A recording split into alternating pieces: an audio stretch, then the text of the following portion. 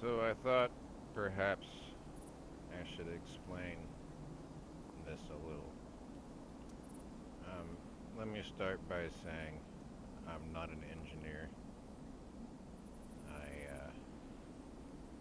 like to look at how things work, but I'm not certified for any kind of construction, um, management, or any of that kind of thing.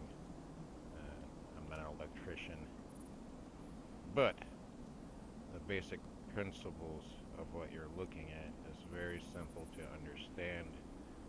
It's much like when you're out in the sun and you take a magnifying glass and you heat something up. And this is technology that exists.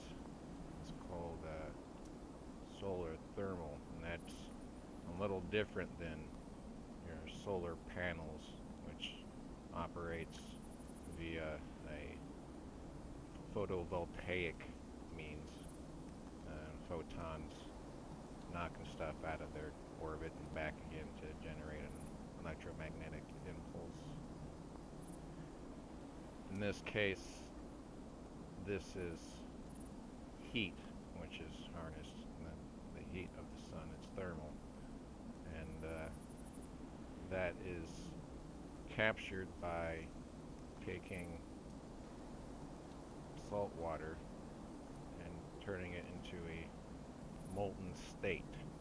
It gets really hot, and you have these containers which can insulate and store that heat as energy and release it as steam to turn a turbine. And for immediate purposes, when incandescent in sunlight, these the source of power, which are the thermal solar collectors, the things you see in the center following the path of the sun. Uh, Now there are towers in operation, and there are also these forms of these solar collectors. This is the trough system, which for environmental purposes, when you're generating a field like this, what you're doing is creating a lot of heat, which with the towers, a bunch of mirrors basically channel that beam of light towards the center, which heats up, and birds and fly into that because the heat attracts insects, and the insects attracts birds, and then those birds attract even larger birds. I mean, you have kind of a kind of a nightmare scenario happening. These are supposed to be green energy and ecological. And for that reason, I believe the trough system is actually a little better at controlling that. And you have many different individual collectors. Um, it's every bit of efficient to my understanding, which is I'm an amateur and I don't really declare that I know anything. This is basic elementary science that anyone can really understand.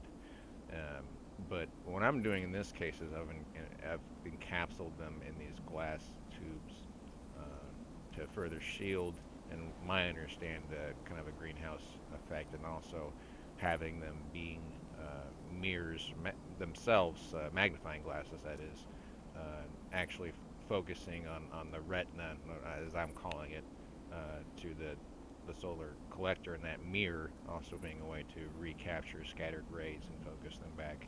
Um, we're further containing the heat and potential loss, gaining efficiency. It's just a modified thing. I don't know if it's better. I don't know if it would work. I never attempted in reality. I'm not an engineer. I wouldn't know how to build it. Anyway, so then also they've discovered, and so when you're taking this, I'm sorry, when you're taking this heat and releasing it as steam, in this case, I'm recapturing in this model the condensation, because you have a freshwater source now.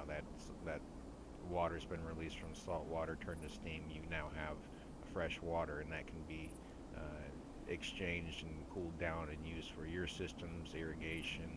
And I have a little biodome here. You obviously need a source of carbon dioxide, but it's designed to live in tandem with humans. There'd be some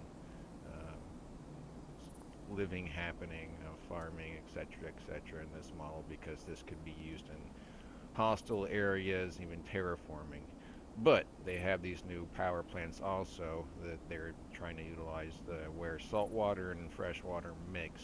So in this case, when you're separating the salt water and you have the fresh water, potentially you have another means, what you call an integration of systems to capture more, just maximize your electricity, and that's a passive means of so that doesn't take more energy to do that. That's just energy you obtain and so harness it, and then you increase your efficiency. It's just an idea, and I welcome anyone to play around that's interested in this kind of thing. Oh, the ferrofluid, by the way, I just kind of flew in there. It's kind of the word that smacks in the face, but that's just magnetic fluid. Basically, when it pulses back, it can create electromagnetic field and thus electromagnetic energy, electricity.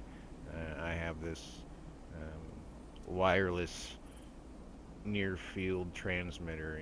Everything these days is you can operate it wirelessly and then potentially charge things wirelessly in this system.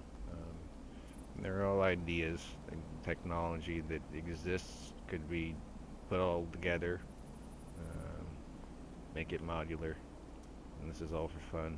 I just kind of snapped these spaceship things, just kind of plopped them in there, not really very carefully.